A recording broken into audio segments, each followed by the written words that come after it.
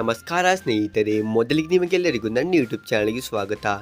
ಈಗಾಗಲೇ ನಮಗೆ PKLನ ಆಕ್ಷನ್ ಯಾವಾಗ ನಡೆಯಬಹುದಂತ ಗೊತ್ತಾಗಿದ್ದು, ಇನ್ನೇನು 1ರಿಂದ 1.5 ತಿಂಗಳಲ್ಲಿ PKLನ ಆಕ್ಷನ್ ನಡೆಯುತ್ತದೆ. ಹಾಗಾಗಿ ಇನ್ನು ಬರುವ ತಿಂಗಳಲ್ಲಿ ಎಲ್ಲ ತಂಡಗಳು ತಮ್ಮ ರಿಟೈನ್ ಮತ್ತು ರಿಲೀಸ್ ಆಟಗಾರ ಪಟ್ಟಿಯನ್ನು ಬಿಡುಗಡೆ ಮಾಡಲಿದ್ದು, ಇದಕ್ಕಿಂತ ಮುಂಚೆ ನಾನು ಇವತ್ತಿನ ಈ ವಿಡಿಯೋದಲ್ಲಿ ನಮ್ಮ ಬೆಂಗಳೂರು ಬುಲ್ಸ್ ಯಾವ ಕೆಲವು ಮೇನ್ ಆಟಗಾರರನ್ನು ರಿಟೈನ್ ಮಾಡಬಹುದಂತ ಕಂಪ್ಲೀಟ್ ಆಗಿ ಮಾಹಿತಿಯನ್ನು ಕೊಡುತ್ತೇನೆ.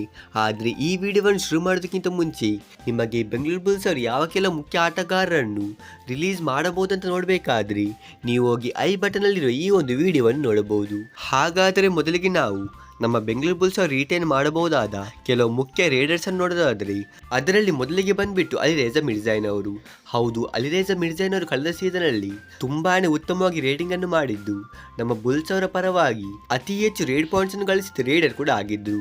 ಹಾಗಾಗಿ ಇವರನ್ನಂತೂ ಖಂಡಿತವಾಗಿ ರಿಟೈನ್ ಮಾಡುತ್ತಾರೆ. ಆಮೇಲೆ ಇನ್ನೊಬ್ಬ ಆಟಗಾರ ಬಂದ್ಬಿಟ್ಟು ಆಶೀಶ್ ಮಲಿಕ್ ಅವರು. ಹೌದು, ಕಳೆದ ಸೀಸನಲ್ಲಿ ಬೆಂಗಳೂರು ಬುಲ್ಸ್ ಅವರ ಪರವಾಗಿ ಅಲಿರೇಜಾ ಮಿರ್ಜಾನ್ ಅವರ ಬಳಿಕ ಎರಡನೇ ಉತ್ತಮವಾದ ರೇಡರ್ ಯಾರಂತ ಕೇಳಿದರೆ ಅದು ಬಂದ್ಬಿಟ್ಟು ಆಶೀಶ್ ಮಲಿಕ್ ಅವರು. ಹಾಗಾಗಿ ಆಶೀಶ್ ಮಲಿಕ್ ಅವರು ಕೂಡ ಖಂಡಿತವಾಗಿಯೂ ನಮ್ಮ ಬೆಂಗಳೂರು ಬುಲ್ಸ್ ಅಲ್ಲಿ ರಿಟೈನ್ ಆಗಬಹುದು. ಇನ್ನೊಂದು ಕಡೆ ಯಂಗ್ಸ್ಟರ್ ಆಗಿರೋ ಗಣೇಶ ಬಿ ಅವರು ಕೂಡ ಡೀಸೆಂಟ್ ಆಗಿ ರೇಟಿಂಗ್ ಅನ್ನು ಮಾಡಿದ್ದು, ಇವರು ಕೂಡ ರಿಟೈನ್ ಆಗುವ ಚಾನ್ಸಸ್ ತುಂಬಾನೇ ಜಾಸ್ತಿ ಇದೆ. ಮತ್ತೆ ನಾವಿಲ್ಲಿ ನಮ್ಮ ಡಿಫೆಂಡರ್ಗಳ ಬಗ್ಗೆ ಮಾತಾಡೋದಾದರೆ ಇದರಲ್ಲಿ ಮೊದಲಿಗೆ ಅಂತೂ ಯೋಗೇಶ್ ದಯ್ಯಾರ್ ಅವರು ಖಂಡಿತವಾಗಿಯೂ ರಿಟೈನ್ ಆಗುತ್ತಾರೆ.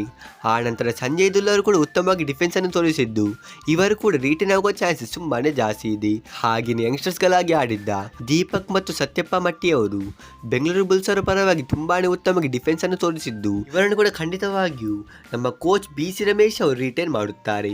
ಇದು ಆಗಿತ್ತು ನನ್ನ ಪ್ರಕಾರ ಬೆಂಗಳೂರು ಬುಲ್ಸ್ ಅವರು PKL ಸೀಸನ್ 13ಕ್ಕೆ ರಿಟೈನ್ ಮಾಡಬಹುದಾದ ಕೆಲವು ದೊಡ್ಡ ಆಟಗಾರರು. ನಿಮಗೇನಿಸುತ್ತೆ, ಬೆಂಗಳೂರು ಬುಲ್ಸ್ ಅವರು ಈ ಆಟಗಾರರನ್ನು ಬಿಟ್ಟು ಬೇರೆ ಯಾವೆಲ್ಲ ಆಟಗಾರರು ರಿಟೈನ್ ಮಾಡಬಹುದಂತ ನನಗೆ ಇಲ್ಲಿ ಕಮೆಂಟ್ ಬಾಕ್ಸ್ ಅಲ್ಲಿ ತಿಳಿಸಿ.